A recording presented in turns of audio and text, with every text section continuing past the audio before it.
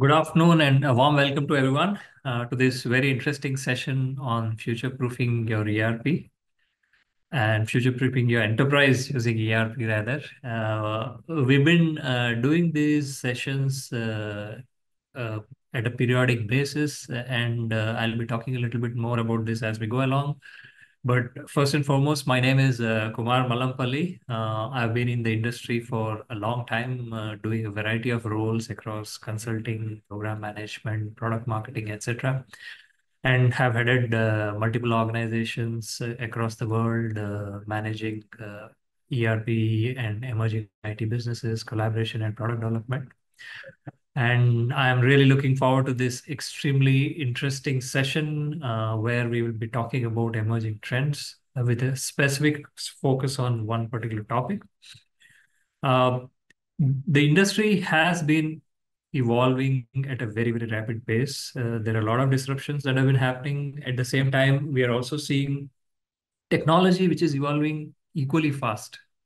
So as businesses, we need to manage both these trends in a most realistic and efficient manner, right? You have geopolitical issues, we have supply chain disruptions, we have raw material price changes, so many other issues that on a day-to-day basis are impacting the business. At the same time, we have technology which is evolving at a very rapid pace. And especially in the recent year or two, there has been this huge proliferation of the usage of AI and use of AI as an enabler across various systems. And ERP, of course, is one among them. Today, we will be talking a lot about how all this makes sense for an organization, for you as a person, for your organization, or for your team, etc. How do we make sense of this? How do we use it? How do we make it more effective? And how do we make it more useful? So, with this, I'd like to introduce our guest for the day. Today, I have great pleasure welcoming once more Vibhu Kapoor, Regional Vice President for Middle East, Africa, India. He's been in Epicor. He brings huge experience across various enterprise segments. The most recent being, of course, Epicor ERP, but he's had a very, very robust and strong, I would say, experience across various technologies and management roles as well as sales, channel, so on and so forth. He's the apt person to be talking about what we are going to talk today, technology and its implications on an enterprise. So we go a very, very warm welcome and look forward to this session today.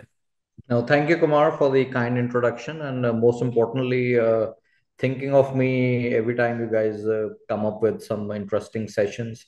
And I'm not just here to give a speech or answer some questions. I'm also here to learn. The audience questions and the debates and the discussions we have. There's always something we get to know in this ever evolving technological landscape. So pleasure to be here, everyone. Absolutely. And wonderful to have you again, once again, as I mentioned. And to the audience, we would just like to, mention once again, you can post your questions using the Q&A button, and we'll be more than happy to answer all your questions towards the end of the session. We'll be discussing a variety of things in and around AI. The idea is to give you a broad overview of how AI practically impacts you. What are some typical use cases around AI? And as a company or as an enterprise, how it helps you to do your work better. Yeah, so let me jump into the first question, Vibhu. Obviously, starting with the basics, right? What is the next gen ERP going to look like with all this AI capability coming in? And it's a very exciting stage of evolution for ERPs, right? We had this whole wave of cloud, and now that cloud has matured very significantly, immediately the next wave has started coming in where AI capabilities are creeping into ERP in various places. So what is all this about, and what are these features that are coming into the top tier ERPs, right? Um, could you just talk a little bit about it, and then we'll take it from there. Okay, sure, Kumar. No, of course, this is a good question, and I guess this sort of lays the foundation to the remaining next 30 minutes or so what we have for discussion. So let's start with AI itself. AI is still a broad subject. Every organization, every industry, every type of customer, whether it's government, whether it's a bank, whether it's a manufacturing organization, whether it's a private company, or it's an end user, simply a consumer, have different use cases of AI. But what the topic for today is ERP. So we all know what ERP is, enterprise resource planning. It's the standard, it's the foundation which every mid to large organization generally adopts. And gone are the days where we have moved from a system of record or a standard ERP to a much more advanced ERP system. And we at Epicor, we sort of call it cognitive ERP, which helps you take action and make not only make decision, but also helps you take action or take actions on your behalf. That's the extreme level we are heading to. Now, where does this capability come from? So we have an ERP layer, and then we have AI as a platform, AI as a technology. Now, we at Epicor, what we term it as AI infused ERP. So ERP is already there. It has its own technological layer. It is sitting on a robust database. It is sitting on a hardware system, whether it's cloud, whether it's on premise. So ERP generally picks up all the AI capabilities which comes within the system itself and the system which sits on the hardware, for example.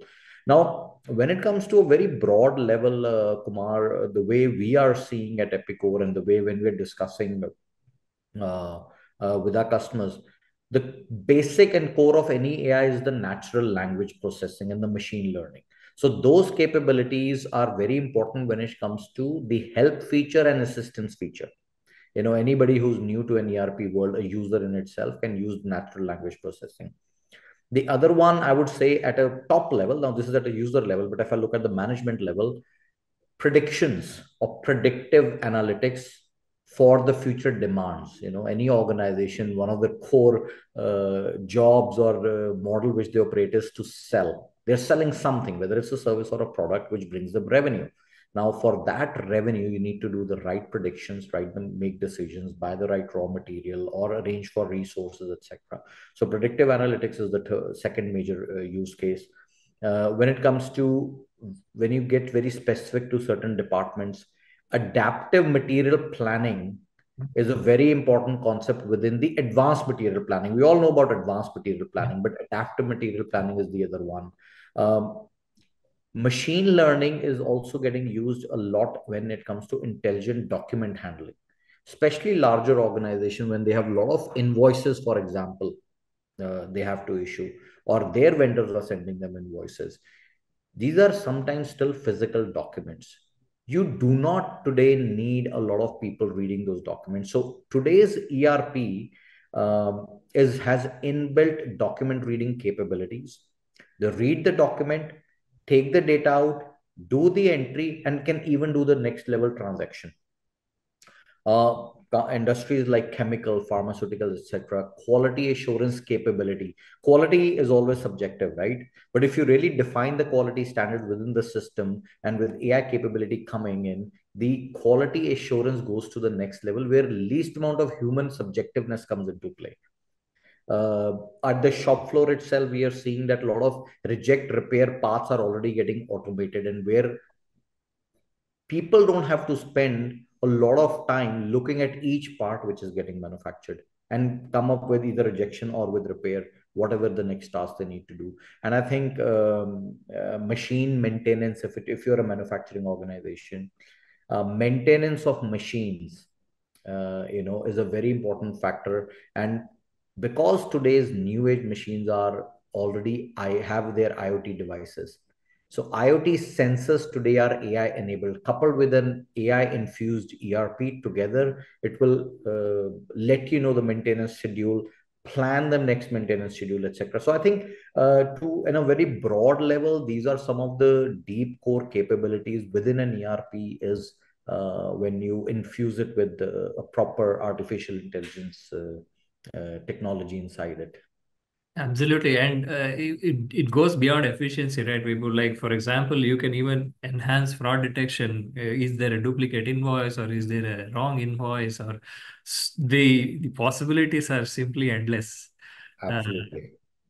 And we just touched the service, Kumar. We just touched the yeah, service. The more absolutely. we use it, the better it gets. That's the fundamental of AI. Exactly. So, I so think so it grows exponentially. The benefits are exponential. precisely. I think end of the day, the AI is more effective the more imagination and human intervention you put into it, right? So Yes. it's a beautiful combination of artificial intelligence and human imagination. Yeah. Uh, and you were speaking about the various things, right? So, if you could just pick up one or two of those typical use cases that can get a quick outcome and a good outcome for an enterprise, especially in a combination of AI plus ERP, right? Where you have seen examples of organizations getting real solid benefits out of them. No, so if an organization, so first of all, the journey of the organization with the ERP is important.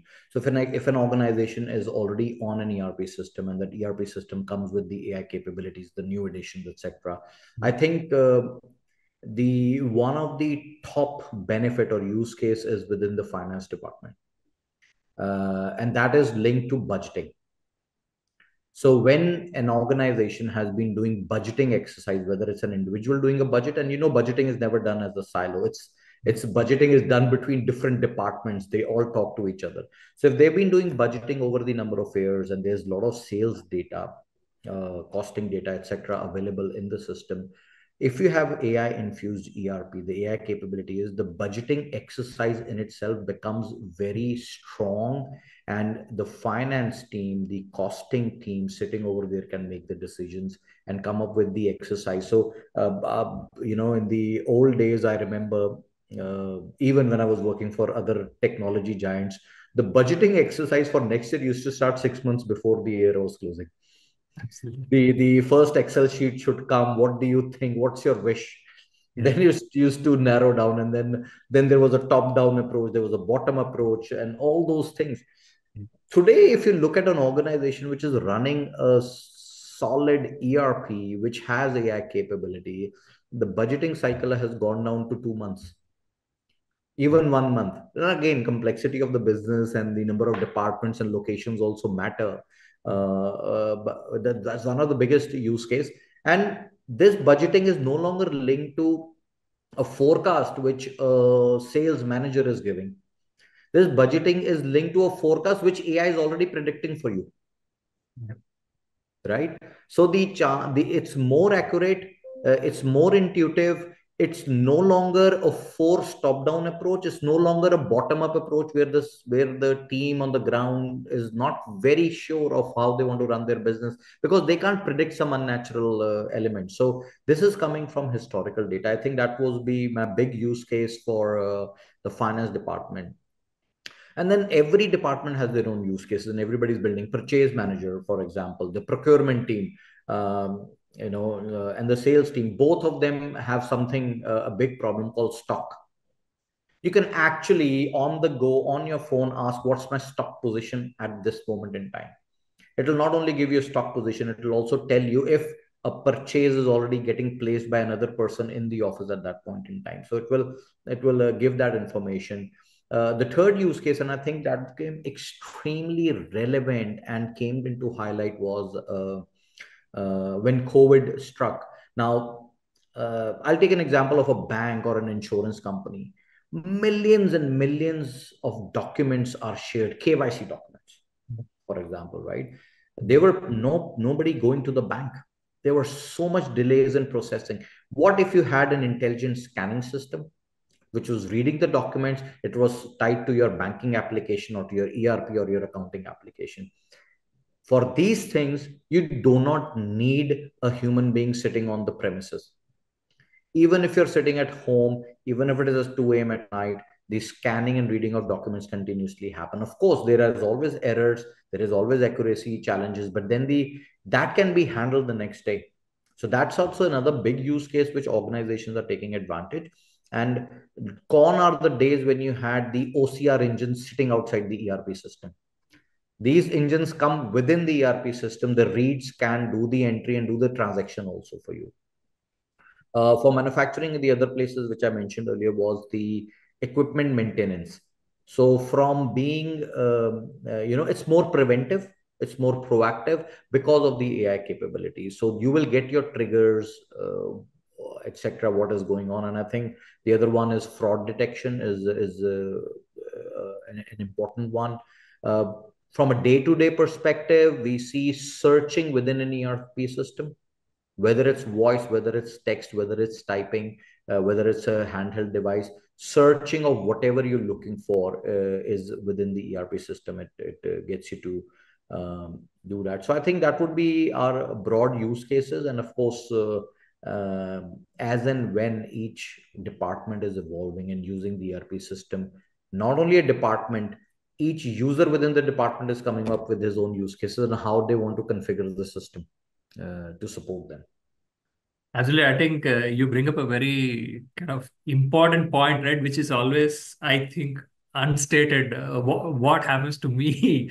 So I think this answers a lot of it, right? The ERP is doing all the boring stuff 24/7, and the human being is for taking decisions, identifying the outliers, acting on them, and doing stuff which human beings are good at, which is taking decisions and taking actions, right? So this is like a perfect marriage, I would say. So that kind of logically brings me to the next question, which is, how do users adapt? Work skills, everything will evolve and change, right? I know we are still at the very early stage, especially in enterprises. I know it's evolving faster in other areas like education, but here, of course, we are still a little early, but I'm certain very soon this will change. And what do you think, where is this Uh, heading? uh, it's a very tricky question. It also depends on the age group the user belongs to, right? Yeah, First we need to understand that the HMI is always evolving, human machine interface. yeah, So that is evolving. So if you're not keeping pace with that evolution, it's a problem. Depending on what age group you are, you have been probably running an ERP system for the last 20 years. You're sitting in one corner in a finance department, and now suddenly the interface looks different. The tabs and the buttons are different, and and a lot of information is already coming to you which you may not like because it's proactive information, right? You didn't ask for it, but it's there. So one needs to adapt through skills training, etc. The second one I would say is, one is the skill on how to use the system. The other skill is, which is more soft skill, analytical skills, is what to do with the information. Using a system is one skill, which is somewhat, I would say, is the easier part.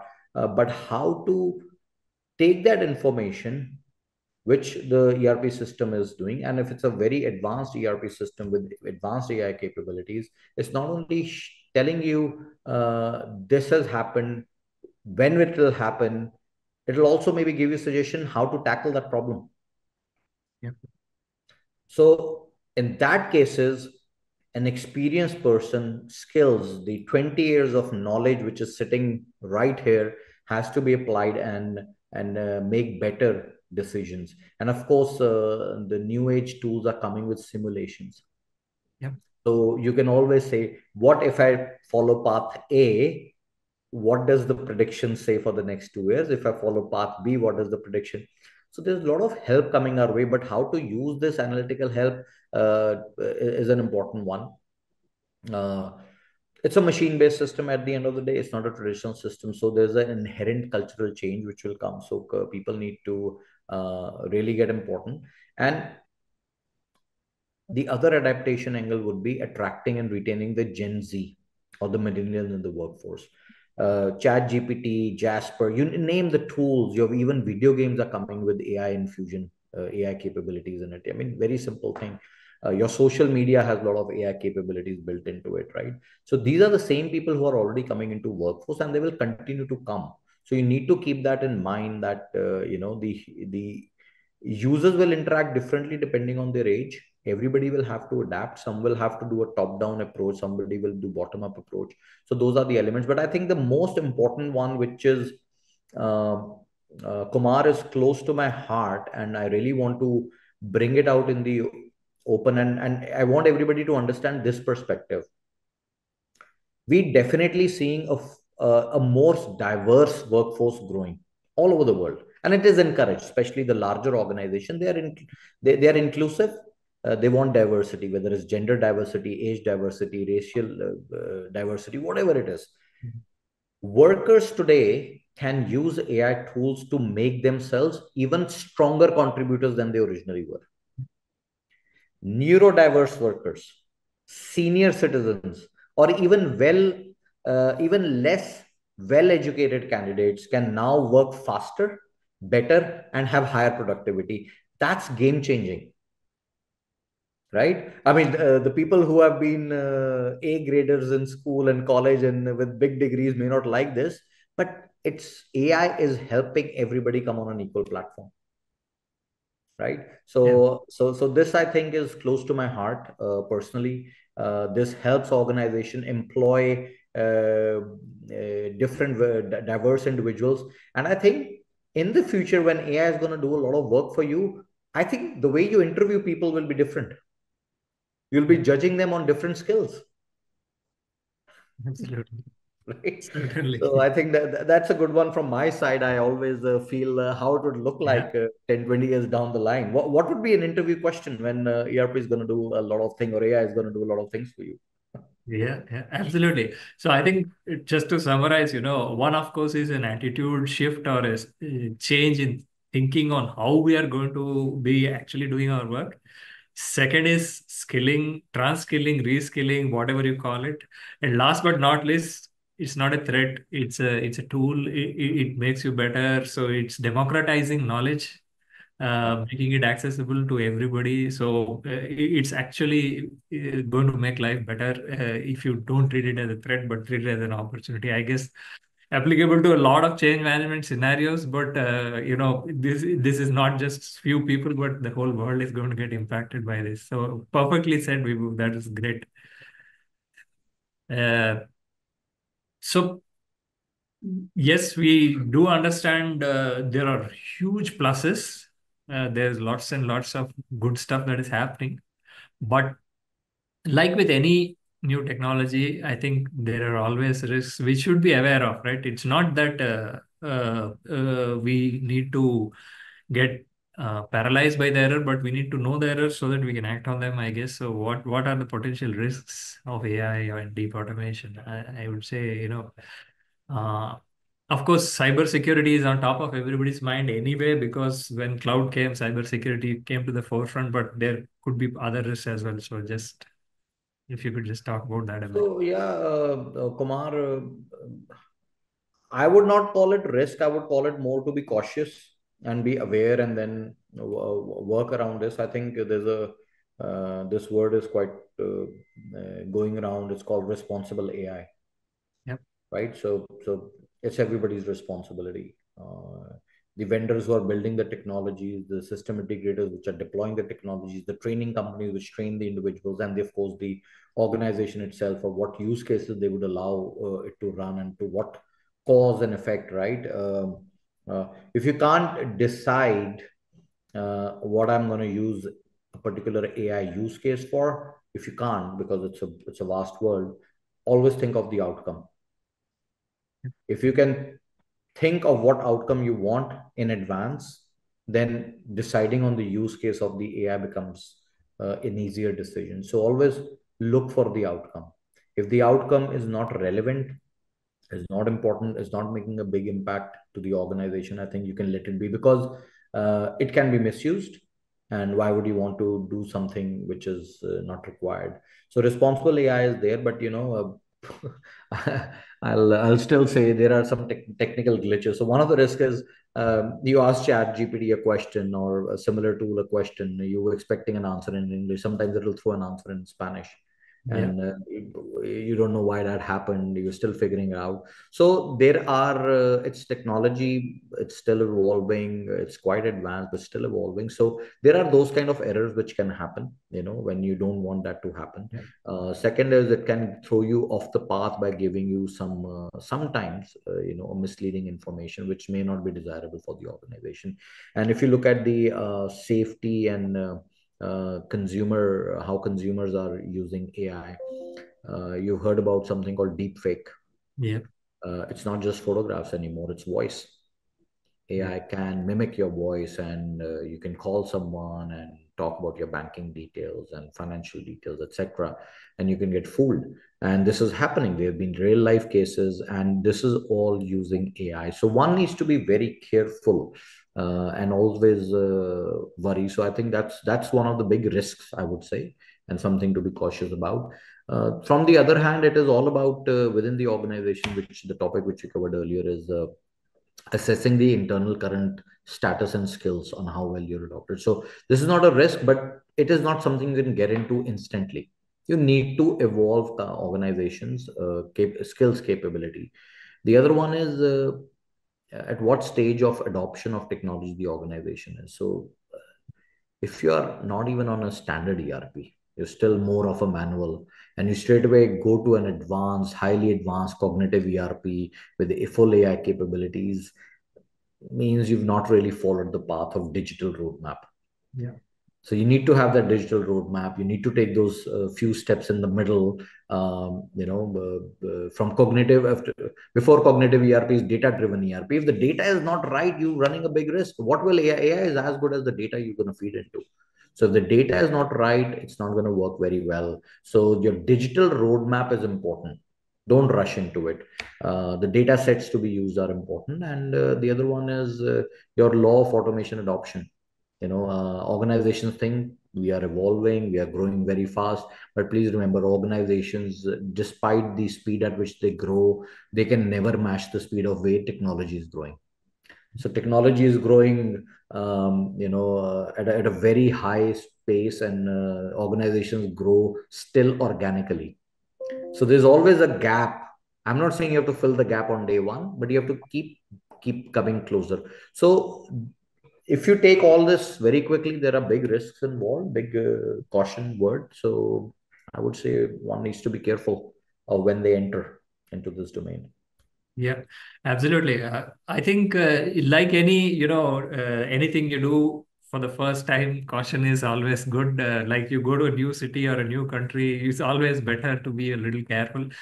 Same way you're Mhm. stepping into a new technology zone, it's always better to be careful and take, I would say, cautious steps to start with. Absolutely. Uh, I think kind of you already alluded to this, just to reiterate, because I think this is probably the top of the mind thing for the audience, right? How, how do I adapt? How do I adapt? How do I interact differently?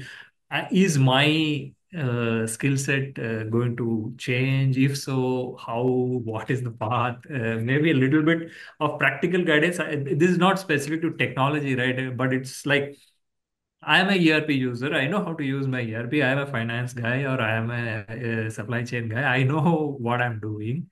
But is that fundamentally going to change? What do I need to be, a few years from now? I think that will probably be something the audience has always been thinking about. So if you could talk about that a little.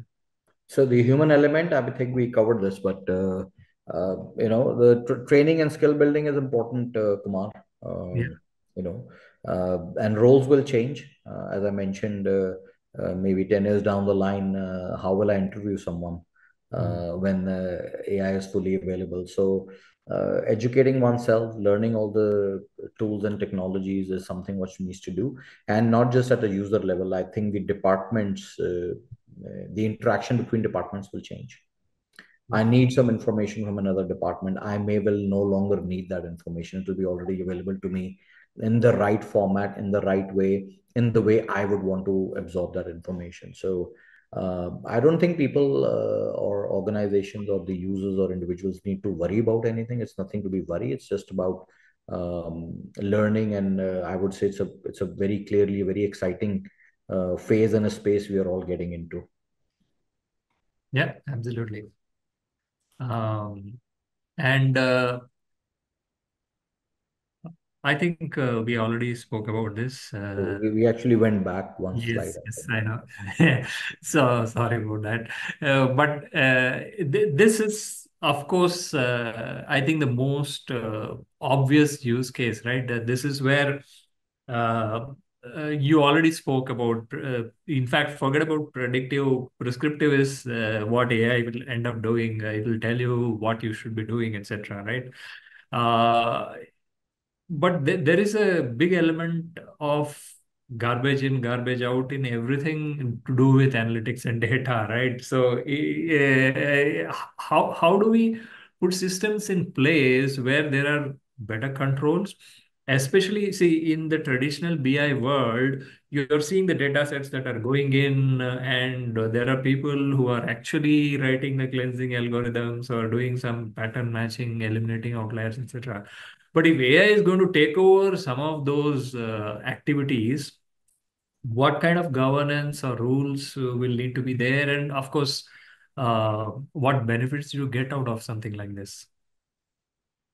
So a lot of benefits, the predictions, data analytics. It's the top of the range use case for any organization, and especially the C level, where most of the decisions are made. I think, but the first point you said is data entry and data, the right data, garbage in, garbage out. I think very important, and that problem is also getting solved at a lower level where AI is also being used, because AI does look for duplicacy, AI does look for accuracy, AI does look for redundant data.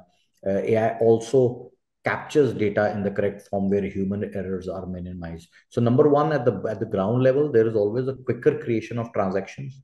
There is Mm. increased accuracy for sure. There is increased speed, and it's all devoid of the manual entry. So the data problem is actually getting solved at a much earlier level.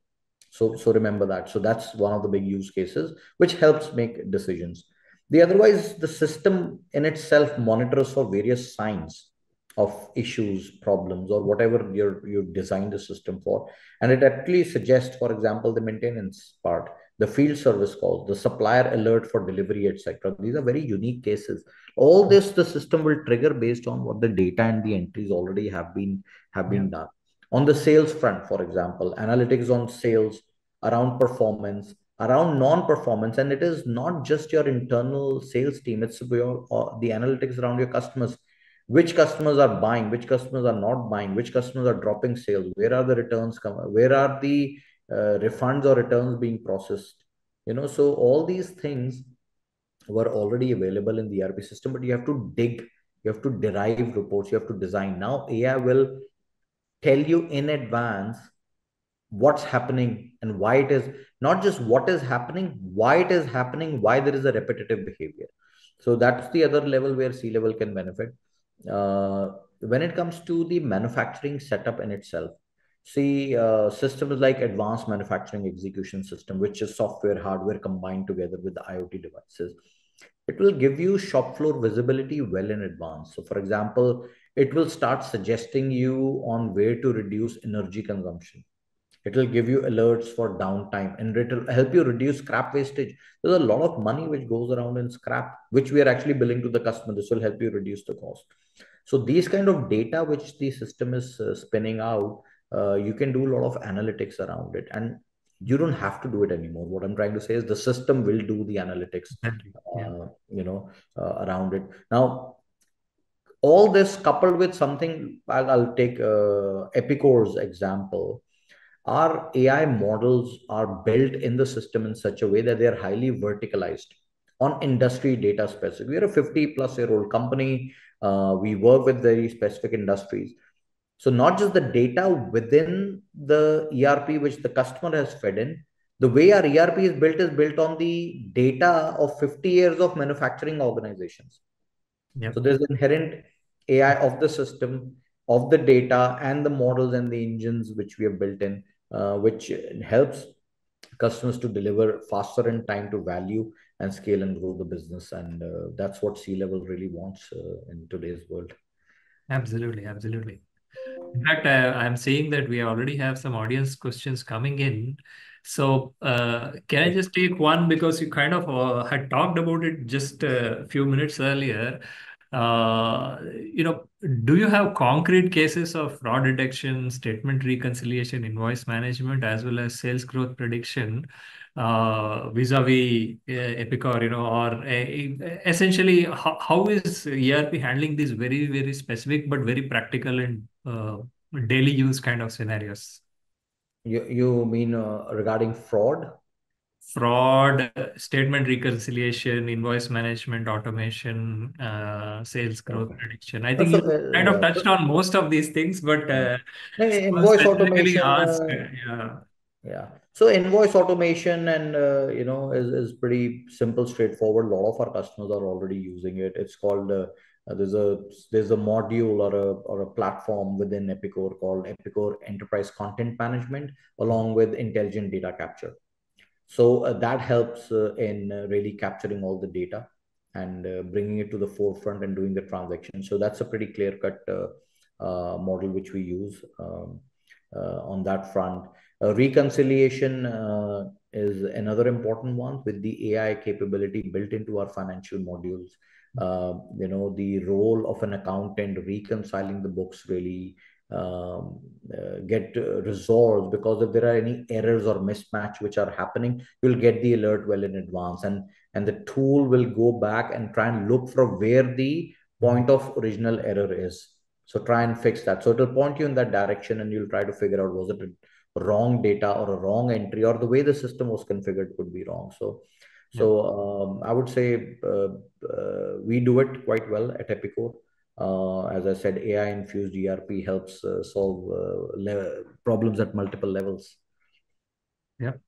And sales growth prediction, is there anything in terms of forecasting, etc.? I think that's an Oh yeah, interesting. yeah, yeah, yeah. No, no, absolutely. So I would say so, so there's a data, again, data in, data out, and garbage in, garbage out. That's what the main fundamental is. But we have solutions like Grow, which is our BI analytical tool, and which will help you analyze all your data and give you predictions of where your sales efforts should be. So who are your top performing customers, top performing regions, what SKUs get sold more, when do they get sold more, etc. And it'll help you do predictions and forecasts based on that. And it also, if you add in the costing module to it, Mhm. then it'll help you understand which is the most profitable. You might have a higher revenue model.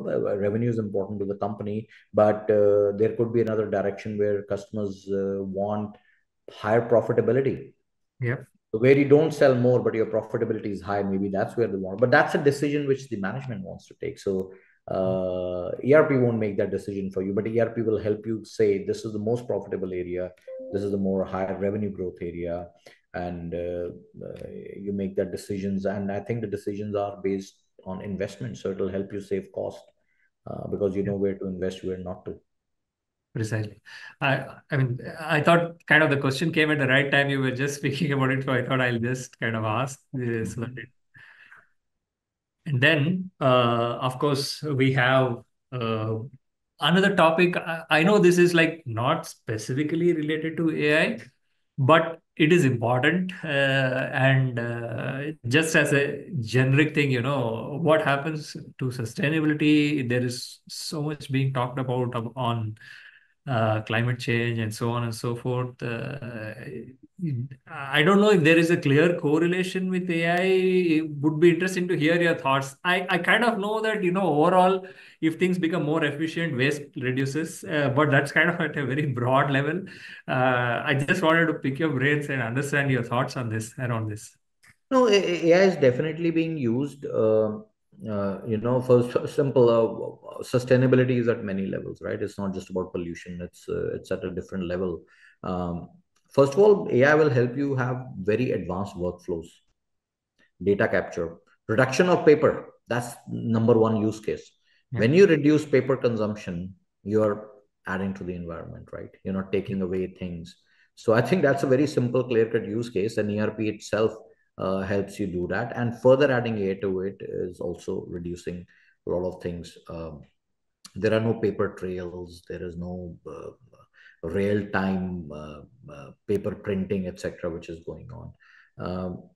The on the factory level, if it's a manufacturing organization, um, if you have the advanced machines and IoT linked devices, the machines can read and do in reports on energy consumption by machines and how many resources are involved to fix things. And the machines through AI will also tell you which machines are producing the maximum amount of wastage or scrap, which you want to minimize. So all these are adding. So when you have AI capability, it not just only tells you the data, it will tell you, and you can configure it to stop energy usage Yeah. unnecessarily when it is not required. So systems like, you see advanced hybrid cars, how they switch in between and they're trying to save petrol. So same way, at a broader level, how much is the factory emitting, emissions of the factory, and then it gives you a report. It helps you control. Management is more aware, and I think this is one goal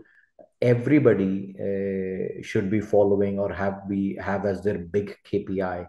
And if you're not doing it, you'll be forced to do it. Government is asking you to do it, and you should have a 5-year roadmap. If today my factory is emitting X amount of emissions, then how do I bring it down in the next 5 years? And unless you use technologies, you will not be able to. Yeah, certainly.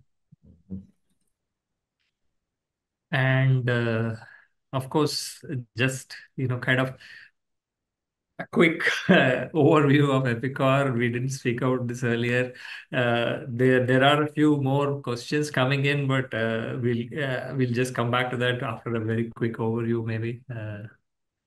Vibhu. Do you want me to cover this? Uh, or we just leave it here, and I will ask you the one very interesting question that came in from Mehboob. It is, is Epicor working towards implementing blockchain in the ERP? I know it's not AI per se, but it is one of the emerging technologies, and it will kind of improve a lot of security in the contracts, in document validation, and so on and so forth. So, is there anything happening in that? Yes, yes. So blockchain is the underlying technology. I mean, how do I trust another company? Yeah. So what happens here is Epicor definitely is incorporating all the blockchain technologies, because tomorrow, if I have a workflow system and I'm integrating my ERP with a third party application of another customer and there is data getting transferred, how will I trust the data? The data can only be trusted if it is going through a full workflow which is encrypted through blockchain. So it's all about trust. And this is not just happening at the Epicor level. So if you look at our cloud technology, which is purely deployed on Microsoft Azure platform. So Microsoft Azure has fully adopted the blockchain interfaces and blockchain underlying technology. So yes, to answer your question, we are not just working towards this; it's already available, and it's a very important feature. If we don't have the feature, we won't be able to interact with other vendors, and other integrations cannot happen properly, and the data cannot flow. Absolutely, absolutely. I think we have a few more questions, but we are also kind of running out of time. And I think you've answered this. I'll say, how will ERP systems evolve to support real-time analytics? I think you spoke quite at length on this one, so I don't. I think it would be a repeat. And then, what measures are needed to ensure that businesses can transition to using in ERP in the future? I think we spoke about that as well.